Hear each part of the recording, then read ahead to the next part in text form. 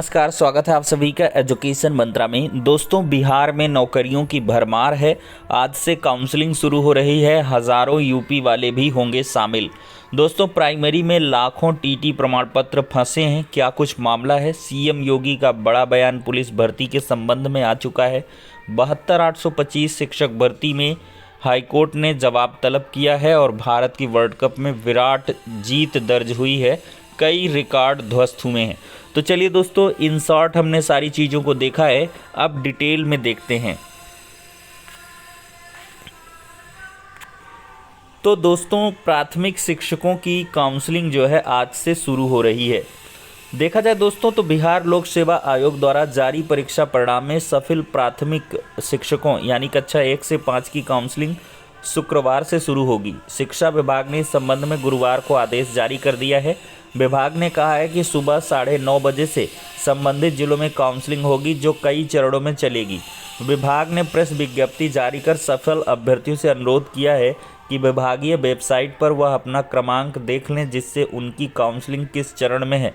इसके बाद तय तिथि को ही काउंसलिंग के लिए सफल अभ्यर्थी उपस्थित हों, ताकि काउंसलिंग केंद्रों पर अनावश्यक भीड़ जमा न होने पाए। दोस्तों, यहाँ पर देख सकते हैं, ये वही विज्ञप्ति है जो अभी मैंने समाचार पत्र के माध्यम से डिस्कस किया। और दोस्तों, 1 से 5 में जो सफल हुए हैं अभ्यर्थी, उनकी काउंसलिंग का शेड्यूल है। 20 तारीख को काउंसलिंग के लिए आने वाले विद्यालय अध्यापक 1 to 5 के सफल अभ्यर्थी बीपीएससी के मेधा सूची के पृष्ठ 1 से 17 तक वाले अंकित वाले 20 को कराएंगे। 18 से 34 पर जिसका रोल नंबर है वो 21 को कराएंगे। 35 से 51 वाले 22 को कराएंगे। 52 से 68 वाले 23 को कराएंगे और 69 से 85 वाले 24 को कराएंगे। 86 से पृष्ठ 102 वाले 25 तारीख को काउंसलिंग कराएंगे। यहाँ पर दोस्तों देख सकते हैं, एक और विज्ञप्ति है कि प्राइमरी का देखिए 22 तारीख को प्राथमिक एवं बचे हुए माध्यमिक वालों का होगा। तो 22 से लेकर दोस्तों 22-23 ये प्राइमरी की काउंसलिंग है और 24 को बचे हुए सफल अभ्यर्थियों को भी हो जाएगा। इस प्रकार से बहुत सारी चीज़ें आप लोग दोस्तों डिटेल में देख लें। और यूपी के दोस्तों हज़ारों अभ्यर्थी सफल हुए हैं। सभी की जॉब बिहार में सुनिश्चित हुई हैं। अब इसके बाद दोस्तों काउंसलिंग होगी और फिर विद्यालयों में काउंसलिंग होगी, फिर ट्रेनिंग होगी, फिर विद्यालयों में भेजा जाएगा। दोस्तों, देखा जाए तो पुलिस विभाग में अब 20% महिलाओं को लिया जाएगा। सीएम योगी जी का बड़ा बयान है। मुख्यमंत्री ने हाथरस में कहा, सभी वर्गों को अब योजनाओं का लाभ मिलेगा।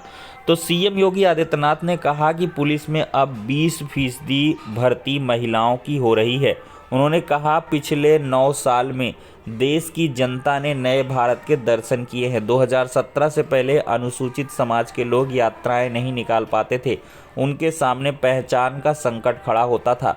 अब नए भारत में सभी वर्ग के लोगों को योजनाओं का समान लाभ और सम्मान मिल रहा है। सीएम ने गुरुवार को हाथरस में महिला मोर्चा और अलीगढ़ में अनुसूचित वर्ग के सम्मेलन को संबोधित किया है। दोस्तों, देखा जाए तो पढ़े लिखे ज़्यादा हैं तो छोटी नौकरी से दूर रहें। आउटसोर्सिंग के 4th श्रेणी के पदों पर इंटर से ज़्यादा पढ़े होंगे अपात्र। मुख्यमंत्री के निर्देश पर कैबिनेट प्रस्ताव में महत्वपूर्ण संशोधन की कार्रवाई।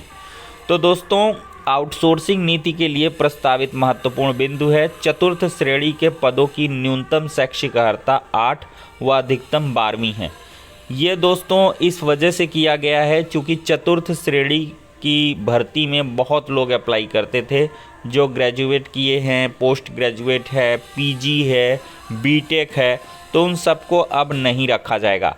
4th श्रेणी लिपिकीय, 3य श्रेणी तकनीकी सुपरवाइजरों की भर्ती में कोई प्रतीक्षा सूची नहीं बनेगी। जगह खाली हुई तो नए सिरे से भर्ती होगी।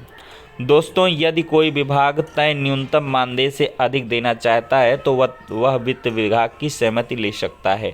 तो प्रदेश के सरकारी विभागों, उनके अधीनस्थ संस्थाओं में आउटसोर्सिंग के जरिए कर्मचारी रखे जाते हैं।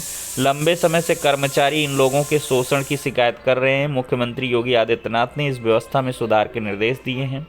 और दोस्तों, 3 लाख से ज़्यादा कर्मचारी जो है आउटसोर्सिंग पर तैनात हैं। न्यूनतम 7,000 और अधिकतम 14,000 रुपये दिया जा रहा है। कई विभागों में कार्य की प्रकृति के अनुसार अधिक वेतन भी दिया जाता है।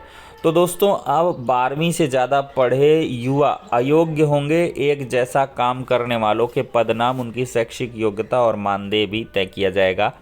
दोस्तों, निकायों की लापरवाही से अटकी रिक्त पदों पर भर्ती। 762 में से सिर्फ 84 नगर निकायों ने भेजा रिक्तियों का ब्यौरा। तो पहले नगर निकायों में रिक्त 4700 से अधिक पदों पर भर्ती प्रक्रिया शुरू कर दी जाए। सरकार की कोशिश थी लोकसभा चुनाव से पहले 4700 से अधिक पदों पर जो भर्ती है शुरू कर दी जाए, लेकिन अभी 762 में से 84 नगर निकायों ने रिक्तियां भेजी है। निदेशक ने जताई नाराजगी, 1 सप्ताह में ब्यौरा भेजने का निर्देश दिया है। तो 4700 से अधिक पोस्ट दोस्तों आपको नगर निकाय में देखने के लिए मिल सकती है। दोस्तों, सुप्रीम कोर्ट ने दिया था फैसला, हाई कोर्ट के आदेश का इंतजार है। प्राइमरी टीटी के 4,43,000 प्रमाण पत्र फंसे हैं। 5 साल से भर्ती नहीं आई है तो अभ्यर्थियों का प्रमाण पत्र से मोह भंग हुआ है। 2,16,000 प्रमाण पत्र उच्च प्राथमिक स्तर के डाइट में पहुंचे हैं। दोस्तों, देखा जाए तो बीएड से अधिक डीएलएड वाले पास थे। 23 जनवरी 2022 को आयोजित यूपी टेट 2021 का परिणाम लगभग 2.5 महीने बाद 8 अप्रैल 2022 को घोषित हुआ। इसमें बीएड वाले 2,23,533 और ये डीएलएड के हैं, बीएड के 2,20,065 हैं। तो लगभग जो है 3,000 डीएलएड के ज़्यादा पास थे। प्राथमिक स्तर की परीक्षा में 4,43,598, जबकि उच्च प्राथमिक स्तर की परीक्षा में 2,16,994। कुल मिलाकर 6,60,000 अभ्यर्थी पास हुए थे। तो इस प्रकार से दोस्तों ये थोड़ा सा हाई कोर्ट में मामला अटका हुआ है, इस वजह से प्रमाण पत्र थोड़ा फंसे हुए हैं। तो परिषदीय प्राथमिक में 1 से 5 वाले प्रमाण पत्र ज़्यादा फंसे हुए हैं और इन सब के बीच बेरोजगार भी इतने हताश हैं कि टीटी के प्रमाण पत्र को लेकर ना तो कोई हलचल दिखाई दे रही है और ना ही अभ्यर्थियों का उत्साह है। दोस्तों, सीधी सी बात है कि जब भर्ती नहीं आ रही है तो क्या करेंगे, डाइट में बढ़िया सुरक्षित रखे ही है। दोस्तों, देखा जाए तो केजीएमयू में नर्सिंग परीक्षा ऑफलाइन होगी, नए अभ्यर्थियों को मौका भी मिलेगा। सीजीएल 2023 की टीयर 2 परीक्षा 26 से होगी, प्रवेश पत्र जारी हो चुके हैं। और दोस्तों 72,825 सहायक शिक्षकों की भर्ती का मामला है। 12,091 अभ्यर्थियों को अब तक नियुक्ति नहीं मिली है। तो चयनितों को नियुक्ति पत्र नहीं देने पर जवाब तलब किया गया है। तो दोस्तों, काउंसलिंग के बावजूद अब तक नियुक्ति पत्र नहीं देने के मामले में बेसिक शिक्षा परिषद और राज्य सरकार से जवाब मांगा है। कोर्ट ने सचिव बेसिक शिक्षा परिषद को इस मामले में हलफनामा दाखिल कर यह बताने को कहा है कि किस कारण चयनित अभ्यर्थियों को नियुक्ति पत्र जारी नहीं किया गया। तो इलाहाबाद हाई कोर्ट का एक बड़ा आदेश है। यह आदेश न्यायमूर्ति मंजीव शुक्ल ने विनय कुमार पांडे व अन्य अभ्यर्थियों की याचिका पर अधिवक्ता अग्निहोत्री कुमार त्रिपाठी और सरकारी वकील को सुनकर दिया है।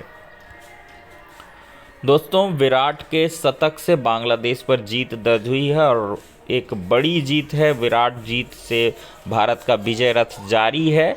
सिक्सर किंग बने हैं राहुल और लारा से आगे निकल गए हैं रोहित कोहली। वनडे में ज़्यादा रन बनाने के मामले में पहले पर सचिन, दूसरे पर पोंटिंग और तीसरे पर संगकारा अभी भी काबिज हैं। तो दोस्तों, एक बेहतरीन मैच देखने के लिए मिला है। कोहली की सेंचुरी काफ़ी ज़ोरदार दिखाई पड़ी है। कई रिकॉर्ड दोस्तों ध्वस्त हो चुके हैं। तो फिलहाल के लिए दोस्तों ये आज का इम्पोर्टेंट वीडियो हो जाता है। दोस्तों, इन दिनों अगर वैकेंसी की बात करें तो आप RO के साथ जा सकते हैं।